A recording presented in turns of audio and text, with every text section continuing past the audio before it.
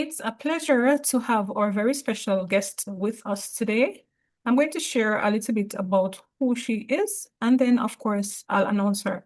She is a conflict resolution specialist and speaker who helps individuals, couples, and teams turn tension into connection. Blending psychology, counseling, and, of course, her lived experience, she helps clients eliminate conflict by addressing the root cause patterns that quietly drain energy, time, and focus. Her work leads to clearer communication, stronger relationships, and better results. As founder of a life of choice, her approach is grounded in curiosity, compassion, and the belief that conflict, when understood, becomes a pathway to clarity and growth. And it's a pleasure to welcome Robin McTighe with us today. Now, Robin, I hope I have pronounced your last name clearly. If not, you are free. You did very well. Not many people do, so thank you, and it's a pleasure to be here. Awesome, Iris. I'm grateful that you are here. So, Robin, you work with people who often don't realize how much tension they're carrying. What's one situation where you find that hidden conflict was quietly shaping the outcome, let's say, of a particular situation that you can refer to? Yeah, so for example, in the workplace, and say you're working with a team together, and people have make assumptions about expectations and what the outcome should be, and how frequently they want communication or don't. Some people like the bottom line, some people need to be kept up to date frequently with lots of detail. And so when we don't understand that, we start to feel that tension and start to get irritated. And then there is that growth towards feeling anger and different emotions that play out and get projected onto other people because we don't understand it or don't want to feel it. And then it creates the problem.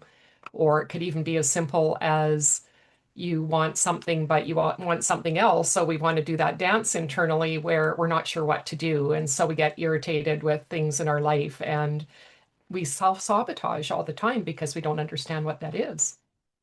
Awesome. And I'm happy, that you have mentioned something critical there. You mentioned that sometimes we self-sabotage, which is something that not a lot of persons are able to really understand how, or have identified. So I'm happy that you mentioned that. All right. Now, when conflict keeps repeating in, let's say, business or personal relationships, what's one of the first patterns that you can identify or that you look for beneath the surface? It's often something from early childhood where we don't feel seen or heard. And, we all have these specific needs to be acknowledged, to be seen, heard, understood, cared for. And so what happens, we have different triggers that get set up and we're not really consciously aware of them.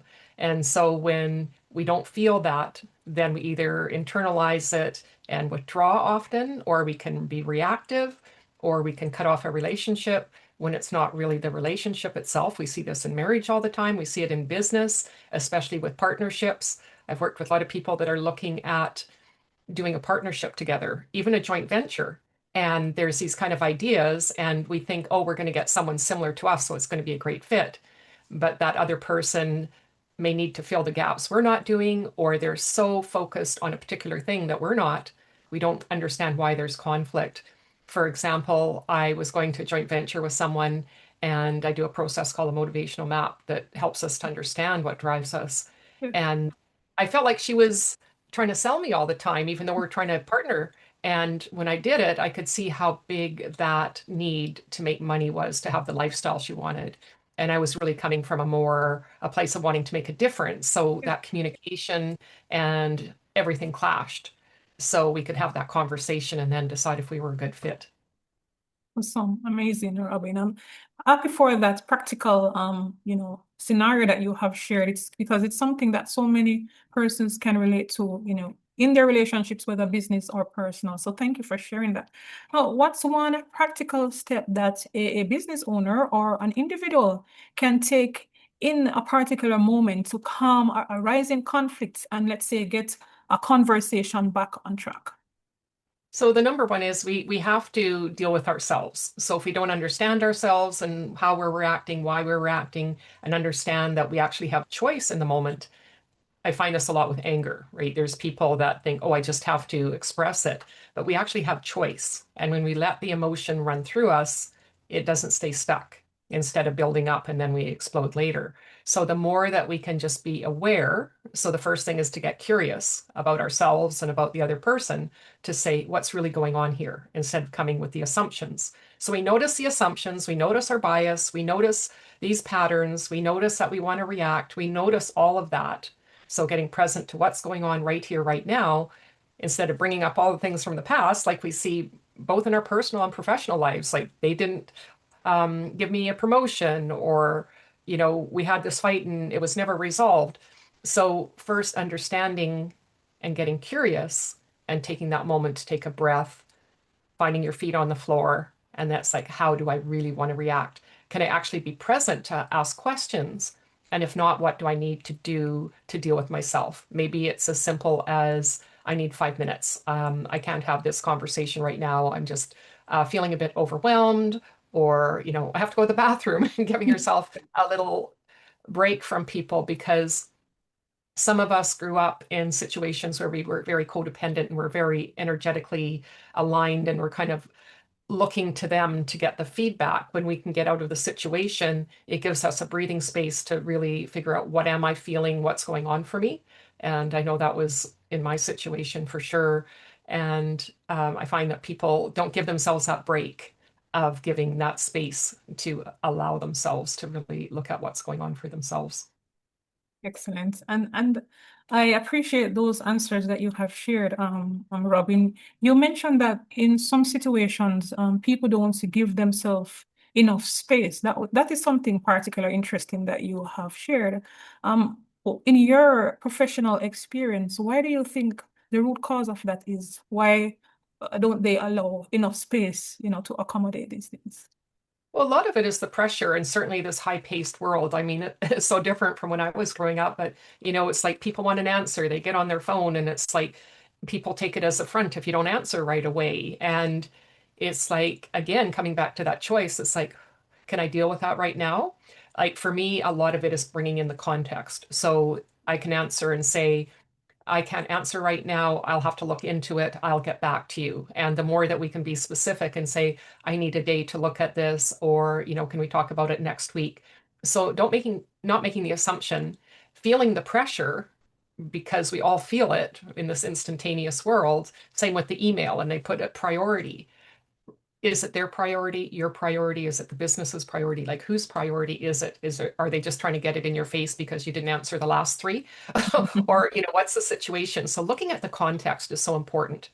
And, if it's just something where you need that short time away, just go get a glass of water. I know when I worked in an office, I would do that to help myself if I was dealing with difficult clients, for example. It's Yeah. like, okay, I'm just going to go grab a glass of water, hydrate. Most of us are not hydrated, so we need to take care of our needs. And that ability to let go when we feel that we've been blamed or shamed or not made the right decision, to understand we're human. And, it's funny because we're all human, and we try to distance ourselves from that. So learning to accept that, to be kinder and more compassionate to yourself, allows us to get that overthinking mind and the looping thoughts to relax, because we all have these inner critics that constantly bombard us. Amazing, amazing.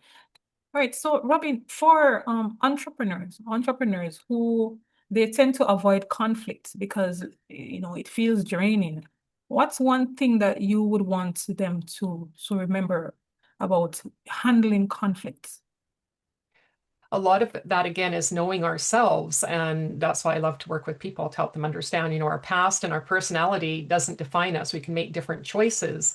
And there can be that pressure we feel because I have to get business, right? Maybe I'm at a networking event and it's like, I have to connect with 6 people. We put these pressures on ourselves, especially as entrepreneurs, because it's hard for us to turn off that switch, that we're not always out there trying to get business. So the more that we can create some kindness again and relaxed ideas, like, what do I really want to do? Who are the people I really want to work with? So going to a networking event and saying, maybe I just want to meet one person tonight. and just see if this is a good fit. Like, what are the speakers? What's going on at this event? Instead of trying to pack in 5 a week and then we're not getting our other things done. And it's this vicious cycle of I have to do more and more. And then we're burning ourselves out because of working in the evening and, early morning, and we're not getting the relationships outside of the work. And so it's like really looking and being honest with yourself, really looking what's important to me, looking at values, and then again, not taking the breath, like what's important right here, right now. And knowing that when we open the dialogue, say it's someone, a client, and something has gone off the rails, and we think, oh no, it's the end of the world. Instead, have the conversation. Like, this is what I'm noticing. We had agreed on this number of things to do, and now you're asking me to do more. Instead of building the resentment, you say, well, it doesn't fit into the scope. How would you like to deal with this? Would you like to add more to our contract? And really being clear upfront about what that contract is. So often it's just like, let's get the work. And then we haven't been clear. I see this today, actually. Someone was saying, what do you do when people cancel at the last minute or don't show up? What policies have you put in place? Like, these are the things, it happens once, that's your thing. It's like, okay, I need to put something in place. I can get some input, but what feels good to me? So the more we have that congruency between what we want, what we believe ourselves to be, and we're actually doing it and take those baby steps towards it, it's going to relax and help you to be more present. And that's what people want, right? They want that authenticity. Yes, yes, they do. And I strongly support what you have shared. And I do appreciate it, because I appreciate authenticity. But that's my personal view. When I think there about you have persons who they don't believe that they can adapt to these changes or accommodate these changes in their lives because they're so high focused, they're so accustomed to pressure and in high stress situations. How would you advise them, to take baby steps to break away, from being high focused, always, going, I have to, I must, or I die. Yeah. And that's one of the things I do with this process is look at how much is enough. Like, when we know what our motivators are. So for example, if I am looking at the searcher and wanting to make a difference, how will you know when you've made that difference? How much is enough? Are you going to put yourself in the ground? Because that's what happened. And that's what happened to me. I got breast cancer 26 years ago because I was doing for everyone else, working full time, union work on the side, strata council, you name it. But where was me? I wasn't taking care of myself. And, that was my pattern. I grew up with a mom who was mentally ill and couldn't nurture me. So I didn't know what that was. I had to learn it for myself. So we have these patterns that are playing out. And the last place we're going to listen is in our body. And that's when you're going to get hit, whether it's mild, moderate, or severe, right? But if we don't listen, what is your quality of life going to be? I was working out 3 hours a day. I was like overdoing everything, but it was a way to not deal with what was going on in my life. So we really have to be honest and say, what do I want my life to look like? Excellent there, Robin. And that's pretty meaningful what you have shared. It's about being kind to others and being kind to ourselves in the process, finding the courage to be kind to ourselves. All right, so I have one more question. We're doing pretty great with the time. All right, there's one more question, and you have a little time to elaborate further on this. What's one misconception about conflict that you in your professional experience, you wish more leaders would let go of? There's this idea that we can't be honest and open about what's going on. There are certain personality types that are the kind of really go-getters, and it's like push through at all costs.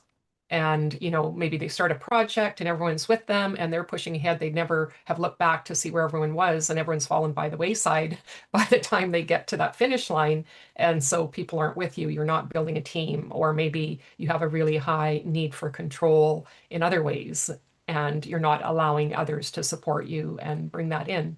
So the more that we can create the climate for openness, we talk about psychological safety where people build trust because the leaders are opening up and saying, we're doing great, we're doing bad. These are the things that are happening or things that are impacting their own life. The more that we can see people as human, because we tend to other people, right? It's like they're a group of people, and that's why we see so much conflict right now in that kind of either or rather than all these shades. Because it's like people are feeling stressed, and it's like if you have a leader that says, we didn't do that so well. We didn't include people. I want to know from you specifically what's going on and how you're dealing with the workplace and what's going on, instead of this place where everyone comes together and it's like, okay, this is what we're doing for everyone. What we find with the studies with motivation, it's more individualized, like that assessment. There's over 1 million combinations. We have basic needs, but we also are unique in what that is like. So thinking we can just give money, for example. That was the old way of thinking, that everyone cared about work for money. It's not the case anymore. We see people not staying in companies or staying on projects because it's like they want a life too. So we need to accept we're bringing our whole selves to everything we do. And this has especially changed since COVID, where people see what it's cost them. Yeah. And, people moved and they wanted to make change, but they didn't really do it in alignment with what they wanted, because that changes over time. So taking that thoughtfulness and bringing in the conversation and allowing it is huge. When we can see people not as this figurehead and CEO, but this person with their own family needs, whatever it is. I mean, we don't have to spill everything about ourselves, but something to show us that they're a thinking, connecting kind of person that is really interested in the other people. Excellent, Robin. And what's an amazing way to end our podcast session today.